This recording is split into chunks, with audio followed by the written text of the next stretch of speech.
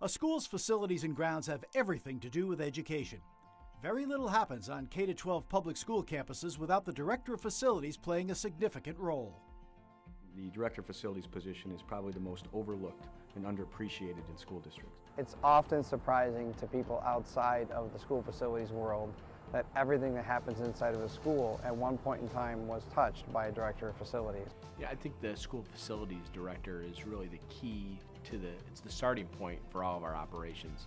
The volume of work for a Director of Facilities in the school district is staggering, and from budgeting to maintenance to custodial to scheduling of personnel to preparing athletic fields, preparing buildings on a daily basis.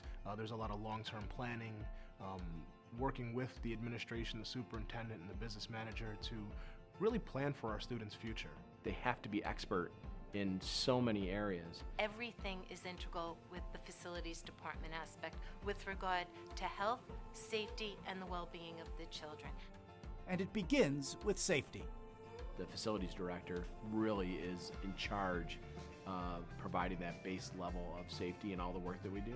You used to go into a facility, an educational facility, and the doors would be wide open. And now we're in a locked state. You know, we have door buzzers, we have cameras, we have security monitors, we have ID badges. You know, we say as an association, our mantra is to provide a warm, safe, comfortable place for students to learn. With such wide-ranging responsibilities, the Director of Facilities budget management is extensive. Fiscal responsibility is a huge part of our job. It's a management when you're trying to hold budgets to 2% budget cap or less, and and commodity prices continue to rise, and you're told to hold the line on your budget. You know, it's a challenge. Energy management is huge.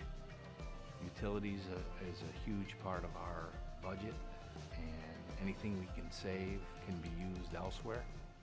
In the aspect of capital projects that we oversee, the average in the last 2-3 years, the average capital project's lifespan has been about 24 to 36 months, so we have to look that far into the future. We always have 3 projects going. One we're closing out, one we're building, and one we're developing. When a capital project is all done, the Director of Facilities is responsible for maintaining and operating whatever renovations, new equipment.